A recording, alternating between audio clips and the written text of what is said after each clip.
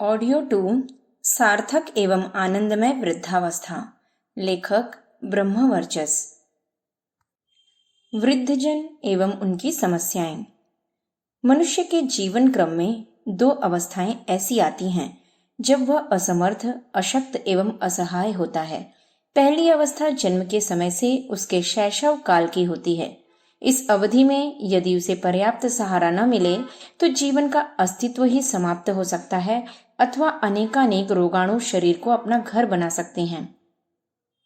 इस समय उसकी बुद्धि एवं विवेक विकसित नहीं होते, स्वतंत्र चिंतन संभव नहीं होता और किसी प्रकार का पुरुषार्थ भी वह नहीं कर सकता। लगभग यही स्थिति वृद्धावस्था में भी होती है, जब इंद्रियां शिथिल हो जाती हैं और शरीर जर्जर होने लगता है।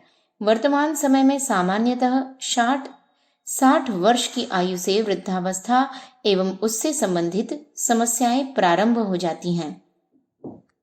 जो व्यक्ति बचपन से ही उचित संस्कारित वातावरण में पले बड़े हैं, जिन्होंने ब्रह्मचर्य एवं गृहस्थाश्रम के आदर्श मानदंडों का यथोचित पालन किया है और जिन्होंने अपने जीवन को दुर्गुणों एवं दुर्व्यसनों से यथासंभव बचाकर रखा है, वे वृद्धावस्था में भी आनंद से रहते हैं। उनकी मानसिक सजगता एवं सक्रियता बनी रहती है तथा शारीरिक एवं आर्थिक समस्याओं का भी उन पर अधिक प्रभाव नहीं पड़ता। परंतु अधिकांश व्यक्तियों की जीवनचर्या इस प्रकार की नहीं होती। मानव जीवन के कुछ मूल तत्व हैं जिनकी हम सभी अनदेखी करते रहते हैं। हम यह भूल जाते हैं कि मनुष्य योनि में हमारा जन्म क्यों और कैसे हुआ है। बड़े भाग मानुष तन पावा कहते तो हैं, पर अपने जीवन को दुर्गुणों एवं दुर्व्यसनों के दलदल में स्वयं ही फंसाकर नष्ट करते रहते हैं। हमारे जीवन में जो भी भली बुरी परिस्थितियां होती हैं, वे सब हमारे कर्मों का ही फल हैं। वे कर्म चाहे इसी जीवन के हों या किसी पूर्व जीवन के। शास्त्रों में स्पष्ट लिखा है कि प्रारब्ध के अनुसार ही हमारा पुनर्जन्म होता है तथा जाति, आयु एवं भोग का निर्धारण होता है। सती मूले तद्विपाको जात्यायुर्भोगाः पातंजल योग दर्शन।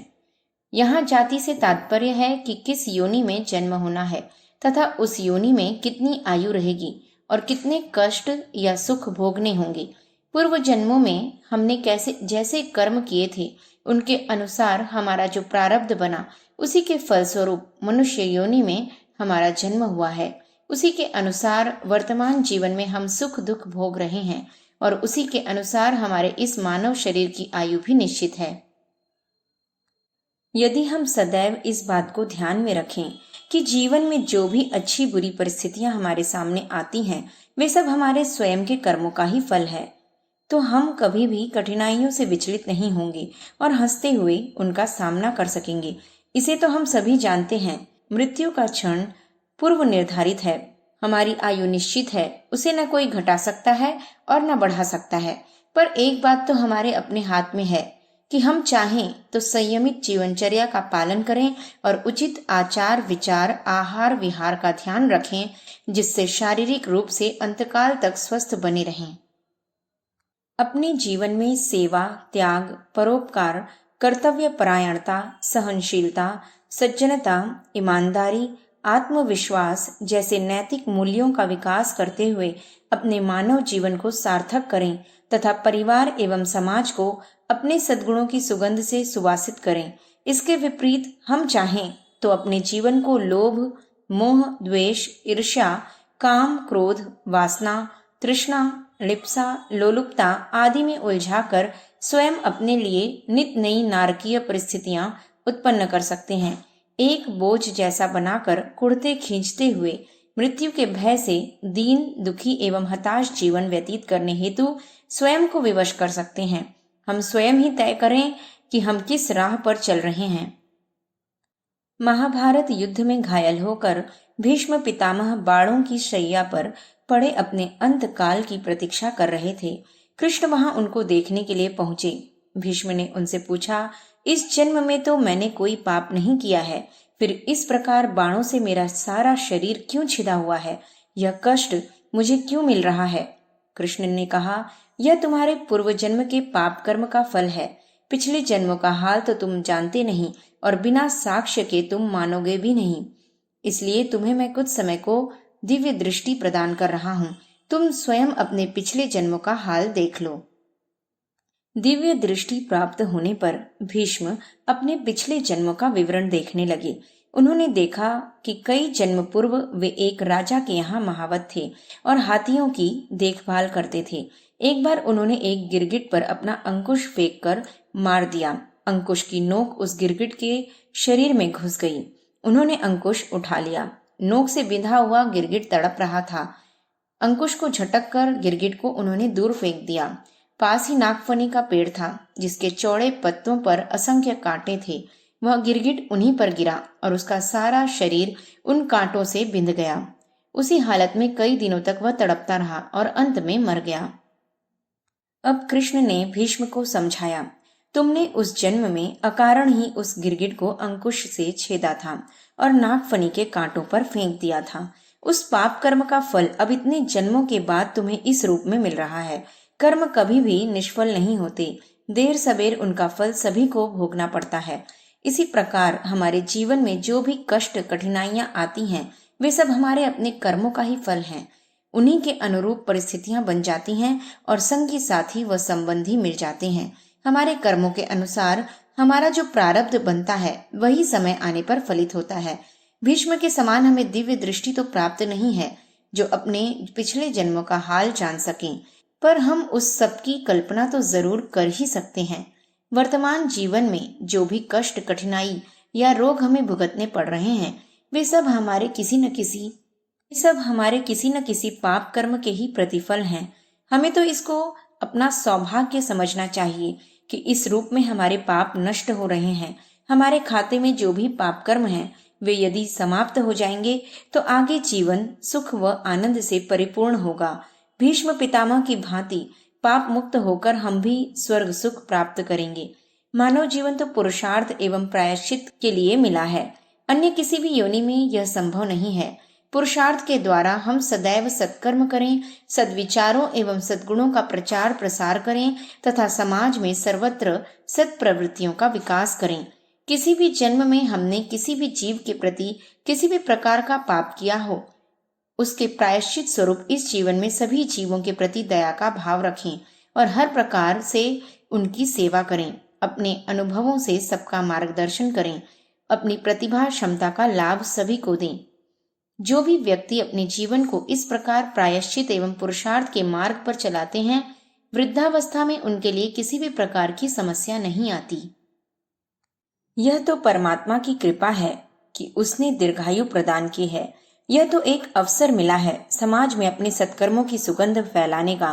वृद्धावस्था तो जीवन का नवनीत है, इसे अभिशाप समझना तो निरी मूर्खता ही है। वृद्धावस्था की तैयारी तो सभी को बचपन से ही प्रारंभ कर देनी चाहिए। यही आदर्श जीवनचर्या है, पर कितने लोग हैं जो ऐसा कर पाते हैं। अभी भी समय है, यदि हम समझदारी का मार्ग अपनाएं तो अभी भी कुछ बिगड़ा नहीं है। जो समय बीत गया सो बीत गया, अभी भी जीवन के न जाने कितने वर्ष बाकी हैं। हम यदि अब भी अपने कर्म और चिंतन को सही दिशा दे सकें तो शेष जीवन सुख और संतोष से व्यतीत कर सकते हैं। अपने संचित प्रारब्ध को नष्ट करके समाप्त करना तो सभी के लिए अत्यंत आवश्यक है। अपनी शेष आयु का सदुपयोग इसी प्रायश्चित एवं पुरुषार्थ में करना चाहिए। वृद्ध व्यक्तियों को तो बहुत गंभीरता से इस पर विचार करना ही होगा, इसी में उनका कल्याण है। वर्तमान समय में वृद्धजनों को जिन समस्याओं से जूझना पड़ रहा है उन पर हम अब कुछ विचार करें और उनके निराकरण का मार्ग तलाशें। ये समस्याएं कुछ इस प्रकार की हैं। पहला, शारीरिक रोग। मानव शरीर भी एक मशीन के समान है। समय के साथ इसके पुर्जे भी घिसते टूटते रहते हैं। खान पान और आचार विचार के असंयम से यह प्रक्रिया और अधिक तीव्र भी होती है और जटिल भी। शरीर में अनेक रोग लग जाते हैं और वह जर्जर भी होने लगता है।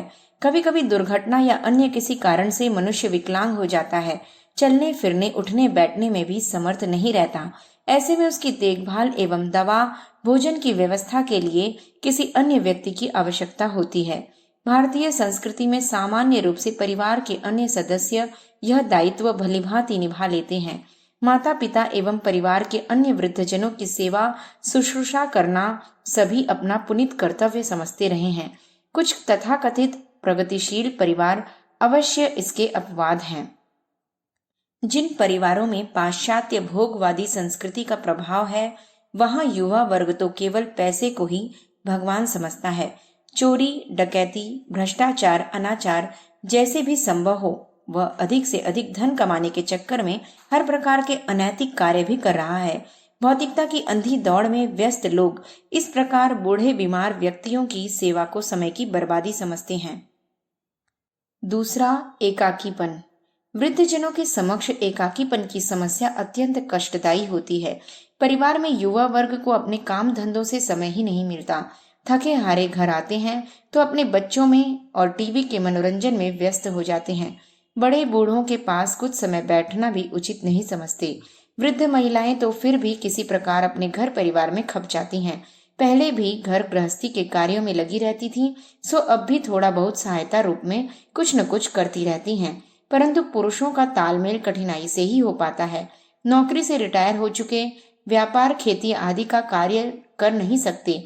घर के छोटे मोटे कार्यों में हाथ बटाना उनकी शान के खिलाफ होता है। अपने अनुभव का अहंकार भी होता है, अतः वे हर बात में दूसरों को अपनी सलाह देने को उतावले रहते हैं।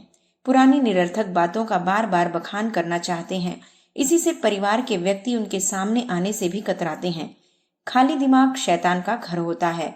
एकाकीपन से ग्रस्त व्यक्ति इधर उधर की बेकार बातें सोचता है और बेसिर पैर की योजनाएं बनाता रहता है। इस प्रकार वह अपने लिए और अधिक समस्याएं पैदा कर लेता है। उसकी खीज, चिड़चिड़ापन बढ़ जाता है तथा द्वेष, ईर्ष्या की भावना बलवती होती जाती है। वह पुरानी यादों के खंडहरों में ही भटकता रहता है और वर्तमान की सुखद संभावनाओं की ओर ध्यान ही नहीं देता।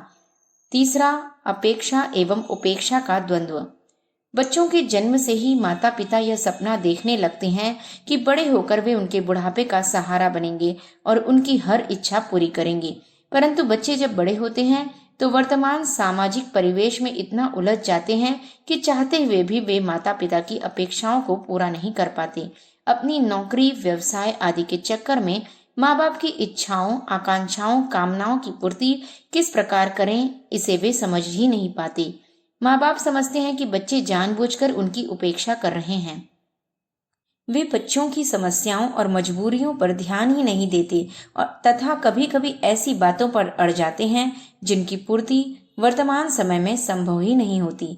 अपेक्षा एवं उपेक्षा का यह द्वंद्व वृद्ध जनों को बहुत मानसिक क्लेश देता है। वे हर समय अपने को अपमानित महसूस करते हुए निराशा के सागर में डूबे रहते हैं। चौथा, प्रताड़ना। कुछ वृद्धजन इतने अभागे होते हैं कि उनके बच्चे उन्हें दूध में पड़ी मक्खी के समान समझते हैं। उनके व्यवसाय, खेती आदि पर स्वयं कब्जा कर जमाकर उन्हें घर से बेघर करने में लगे रहते हैं। उनके खाने पीने की व्यवस्था भी नहीं करते और सदैव यही चाहते हैं कि वे घर छोड़कर कहीं भी चले जाएं। पुत्र एवं परिवार के मोह से ग्रस्त वे वृद्धजन अपमानित एवं उपेक्षित जीवन जीने को विवश होते हैं अथवा घर छोड़कर कहीं अन्यत्र भिखारियों के समान दिन काटते हैं। जिन परिवारों में अंधाधुंध कमाई और पैसों के फूहड़ प्रदर्शन की परंपरा पड़ जाती है, वहां वृद्धजनों को अधिकतर इसी प्रकार प्रताड़ित एवं अपमानित किया जाता है। तथाकथित प्रगतिशील सामाजिक परिवेश में बूढ़े दीनहीन व्यक्ति अवांछनीय प्रतीत होते हैं। रेशम में टाट का पैबंद जैसे लगते हैं। घर के किसी निर्जन कोने में उन्हें निर्वासित कर दिया जाता है या फिर दूर किसी धार्मिक स्थल या वृद्धाश्रम में छोड़ दिया जाता है। तीर्थों, मंदिरों तथा अन्य धार्मिक स्थानों पर इस प्रकार के व्यक्ति प्रायः रोते खींचते मिल जाते हैं। ऐसी घटनाओं की यदि निष्पक्ष समीक्षा की जाए तो पता चलता है कि वृद्धजनों ने अपने बच्चों को भली भांति संस्कारित नहीं किया। बचपन में अधिक लाड़ प्यार के कारण या स्वयं अत्यधिक व्यस्तता के चलते बच्चों का सही मानसिक विकास करने का उनके पास समय ही नहीं था। परिणाम स्वरूप समाज की दूषित विचारधारा में फंसकर वे उच्छृंखल एवं अमर्यादित आचरण के आदी बन गए तथा उन अनेक दुर्गुणों एवं दुर्व्यसनों के शिकार हो गए। ऐसे में यदि उनका जीवन साथी भी संस्कारहीन मिल गया तब तो करेला और नीम चढ़ा की उक्ति ही साकार होती है। बहुत वृद्ध सास ससुर की उपेक्षा अवहेलना में 4 हाथ आगे ही रहती है। पति की अनुपस्थिति में वह उन्हें खुलेआम अपमानित करती है तथा पति के आने पर उल्टी सीधी बातों से उसके कान भरती है। परिवार मोह में फंसे अधिकांश वृद्धजनों को इस प्रकार की दुखदायी परिस्थिति का सामना करना पड़ता है। वे खुलकर किसी से कुछ कह भी नहीं पाते और अंदर ही अंदर कुढ़ते रहते हैं। समस्या का समाधान कैसे हो? वृद्धावस्था में इस प्रकार की समस्याओं से न जूझना पड़े और अंत समय तक जीवन सुख व आनंद से परिपूर्ण रहे, इसके लिए सबसे पहला दायित्व स्वयं वृद्धजनों का ही है। अधिकांश मामलों में अपनी दुर्दशा के लिए वे स्वयं ही उत्तरदायी होते हैं। इसके बाद परिवार एवं युवा वर्ग का दायित्व आता है और फिर समाज का।